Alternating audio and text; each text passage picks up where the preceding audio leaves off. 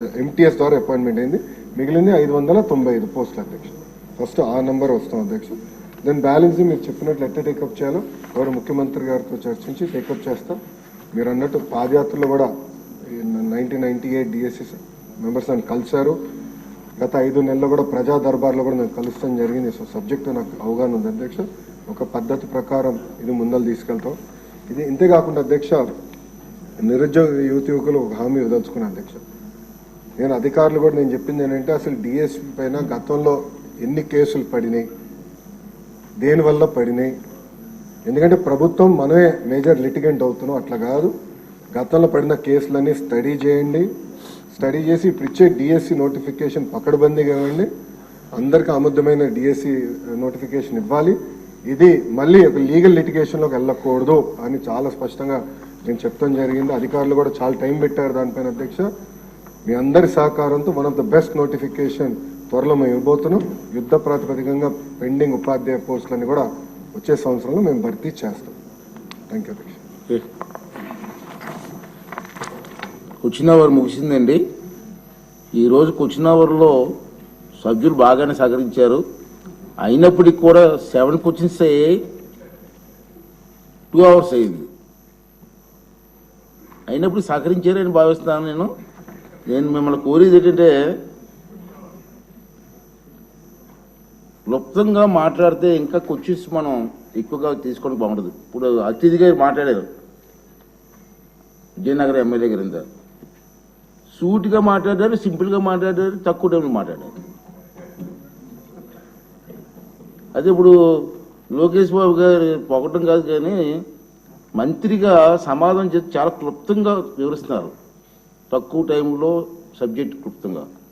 దీన్ని ఎమ్మెల్యేలు మంత్రులు అలవర్చుకోమని చెప్పి నేను రిక్వెస్ట్ చేస్తున్నాను, డిమాండ్ చేయలేదు, రిక్వెస్ట్ చేస్తున్నాను టైం కలిసి రావడం కోసం. ఇప్పుడు వచ్చిన అవర్ పూర్తయిందండి. 0 hour నేను చెప్పాను, నేను మీటింగ్లో చెప్పి 0 hour కూడా మీరు ఉపయోగించుకోమని. కానీ నాకు వచ్చిన ఈ 3 పేర్లు వచ్చాయి. ముందు నేమ్స్ చదవాలని, వచ్చిన పేర్లు అప్లై చేసుకున్న వాళ్ళు మీకు అవకాశం ఇవ్వాల్సిన ధర్మం నాకు ఉంది. ప్లీజ్. ఇప్పుడు సింధూర్ రెడ్డి గారు,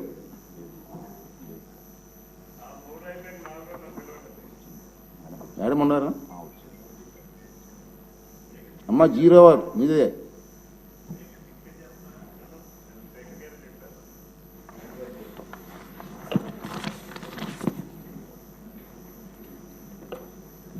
నమస్కారం సార్.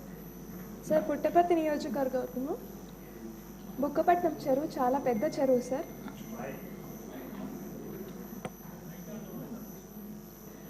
సార్, దీని కెపాసిటీ వచ్చి 0.5 TMC సార్. అండ్ విస్తీర్ణం వచ్చేసి 2020 acres సార్. ఈ చెరువు పై భాగంలో అరౌండ్ 465.57 acres సార్.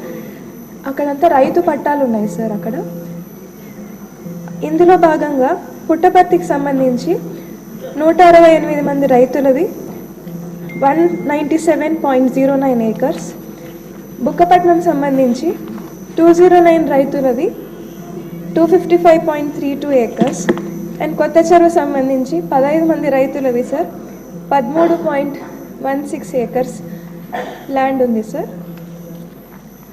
ఈ 3 మండలాలు కలిపి 392 రైతులు సార్. ఇదంతా కలిపితే వాళ్ళవి 465 ఎకరాలు సార్ భూమి. ఇవన్నీ హంద్రీనీవా ద్వారా నీళ్లు రావడం వల్ల ఇవన్నీ ముంపుకి గురయ్యాయి సార్. ఇవన్నీ యాక్చువల్లీ ఫర్టైల్ ల్యాండ్స్ సార్. ఇవన్నీ వీళ్ళు సంవత్సరానికి 2 సార్లు పంట పెట్టుకునేవారు సార్. ఇది మునిగిపోవడం వల్ల వీళ్ళకి ఉన్న ఓన్లీ జీవన ఉపాధి అంతా కూడా వెళ్ళిపోయింది సార్ వీళ్ళకి ఇప్పుడు. అందుకే ఇరిగేషన్ మినిస్టర్ గారికి నేను కోరుతున్నది ఏమంటే, వీళ్ళకి ఏదైనా నష్టపరిహారం కల్పించగలిగితే ఈ రైతులందరికీ చాలా ఉపయోగపడుతుంది సార్.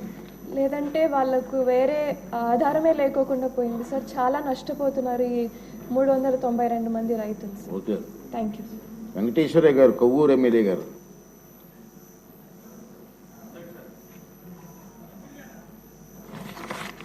ధన్యవాదాలు అధ్యక్ష. మా కొవ్వూరు నియోజకవర్గంలో ప్రభుత్వ ఏరియా హాస్పిటల్ ఉంది అధ్యక్ష. అది పూర్తిగా కూడా మెట ప్రాంతానికి సంబంధించినటువంటిది ఉంది. ఇటు కొవ్వూరు నియోజకవర్గం కానీ, నిడదవోలు నియోజకవర్గం కానీ, గోపాలపురం నియోజకవర్గం కానీ, అదేవిధంగా పోలవరం నియోజకవర్గం ఏలూరు జిల్లాలో ఉన్నప్పటికి కూడా కొవ్వూరు కానీ ఇటు రాజమండ్రి కానీ వెళ్ళే అవకాశం ఉంటుంది అధ్యక్ష హాస్పిటల్కి వెళ్ళారంటే. దాంతో ఏరియా హాస్పిటల్లో గడిచినటువంటి 5 సంవత్సరాల కాలంలో కరోనాతోటి దాన్ని సెంటర్గా పెట్టిన పరిస్థితి ఉన్నప్పటికీ కూడా సరైనటువంటి సౌకర్యాలు లేక హాస్పిటల్కి వచ్చేటువంటి రోగులంతా కూడా చాలా ఇబ్బంది పడుతున్నటువంటి పరిస్థితిలో లోకల్గా ఉన్నటువంటి కొంతమంది పారిశ్రామికవేత్తలు హాస్పిటల్కి సంబంధించి కొన్ని రూమ్స్ కట్టించడం కానీ, అక్కడ కావాల్సినటువంటి ఇతర సౌకర్యాలు కానీ అన్నీ కూడా ఏర్పాటు చేస్తే కొంతవరకు వైద్య సదుపాయం అక్కడ అందించడం జరిగింది అధ్యక్ష. అక్కడ ఏరియా హాస్పిటల్ ఉన్నప్పటికీ కూడా సరైనటువంటి డాక్టర్స్ కానీ, అదేవిధంగా నర్సెస్ కానీ, సరైనటువంటి ల్యాబ్ సంబంధించి టెక్నీషియన్ కానీ ఎవరు కూడా సరిగా లేక చాలా ఇబ్బంది పడుతున్న పరిస్థితి ఉంది అధ్యక్ష. వాటితో పాటు అక్కడ ఈ 4 నియోజకవర్గాలు ప్రధానంగా హాస్పిటల్కి వెళ్ళాలంటే కూడా కొవ్వూరు రావాలి. రెవెన్యూ డివిజన్ హెడ్ క్వార్టర్ అధ్యక్ష. అక్కడే ఆర్డీఓ గారు ఉంటారు, డిఎస్పీ గారు ఉంటారు, డివిజన్కి సంబంధించినటువంటి అన్ని శాఖలకు సంబంధించినటువంటి అధికారులు కూడా అక్కడే ఉండడం జరుగుతుంది అధ్యక్ష. కాబట్టి ఆ ఏరియా హాస్పిటల్ గతం నుంచి కూడా 100 పడకల హాస్పిటల్గా ప్రతిపాదించాలని చెప్పని గత 14-19లో ఉన్నటువంటి మన ప్రభుత్వంలో కూడా అప్పుడు కోవడం జరిగింది అధ్యక్ష. ప్రతిపాదనలు పూర్తయ్యేటానికల్లా ప్రభుత్వం మారతోటి గడిచిన ప్రభుత్వంలో పూర్తిగా కూడా నిర్లక్ష్యానికి గురైన పరిస్థితి ఉంది అధ్యక్ష. కాబట్టి కొవ్వూరు ఏరియా హాస్పిటల్ని 100 పడకల హాస్పిటల్ గారు కనుక చేసినట్లయితే ఇటు నిడదవోలు నియోజకవర్గానికి, గోపాలపురం నియోజకవర్గానికి, కొవ్వూరు నియోజకవర్గానికి, అదేవిధంగా పోలవరం నియోజకవర్గానికి 4 నియోజకవర్గాలకు సంబంధించినటువంటి పేద ప్రజలందరూ కూడా అక్కడికి వచ్చి సరైనటువంటి వైద్యం పొందడానికి అవకాశం ఉంది. కాబట్టి దయచేసి తమరి ద్వారాగా సంబంధిత మంత్రివర్యుల్ని 100 పడకల హాస్పిటల్గా దాన్ని ఏర్పాటు చేయాలని చెప్పి కోరుతాను అధ్యక్ష.